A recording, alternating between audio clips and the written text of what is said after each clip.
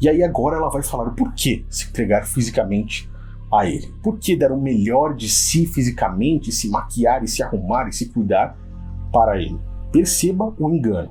Sim, acredito. Mas quando a gente nasce com a vocação, quando a gente se descobre na vocação, e principalmente eu sou suspeita para falar, porque também é a minha, mas ser esposa de Jesus é uma das vocações mais lindas que existem. Peraí, como é que é? Ser esposa de Cristo é uma das vocações mais lindas que existem? Essa é a doutrina ensinada por católicos. Aonde você encontra o ensinamento sobre freiras aqui? Nem existe.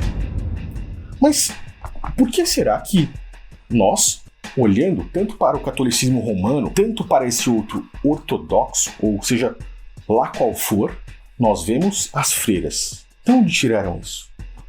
Freiras, como eu disse no início do vídeo, são nada mais nada menos do que as virgens vestais.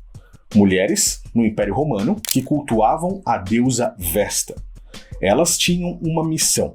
Faziam um voto de castidade.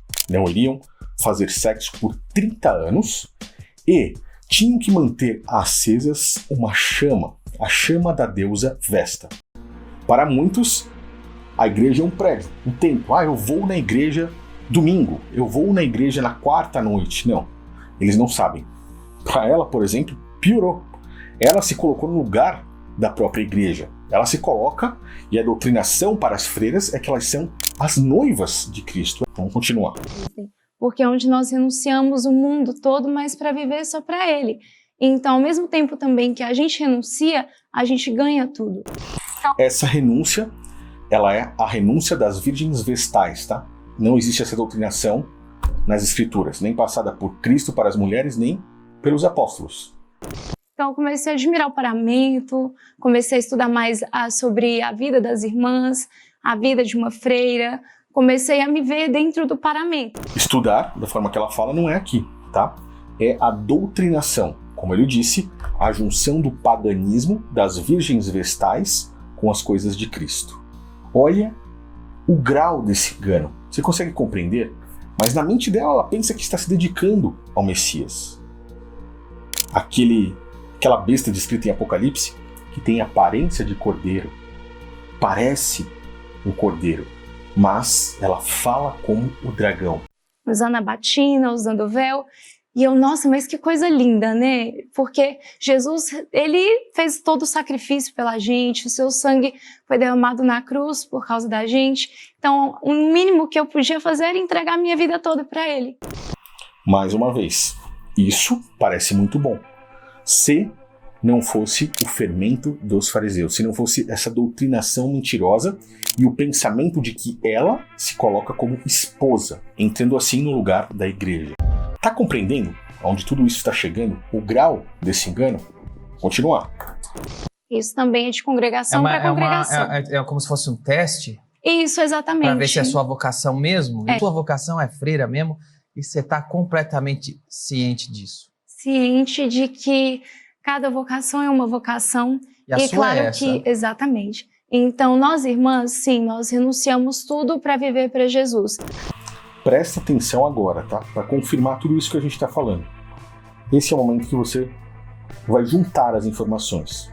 Ela diz então que renunciam tudo para viver para Ele. Nós sabemos então que elas não estão vivendo para o verdadeiro Cristo, mas para o cordeiro, entre aspas, que fala como um dragão, aquele que se opõe à realidade. E aí, ela agora vai finalizar aquilo que nós começamos a compreender. Mas também, se uma pessoa for casada, por exemplo, existem vários graus, né, várias hierarquias dentro de uma igreja. Então, pode ser diácono, diaconisa, a pessoa também pode ter uma família e pode servir a Deus sem nenhum problema. Ela diz que, dentro dessa doutrinação dela, a pessoa pode ter uma outra função, como um diácono, né, que pode ser casado.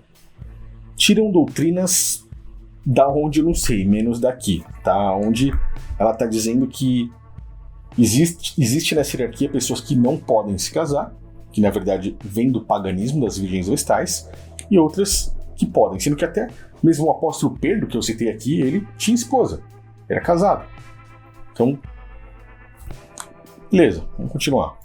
Mas nós, irmãs, em especial, renunciamos tudo para viver só para Ele. Tem, Como a noiva dele, é isso que ela tá dizendo. tem ciúme de outras Olha freiras? isso.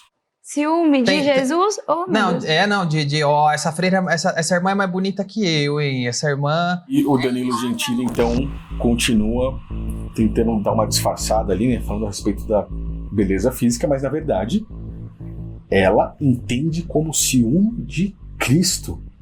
Porque na mente se colocou como esposa quase que literal dele.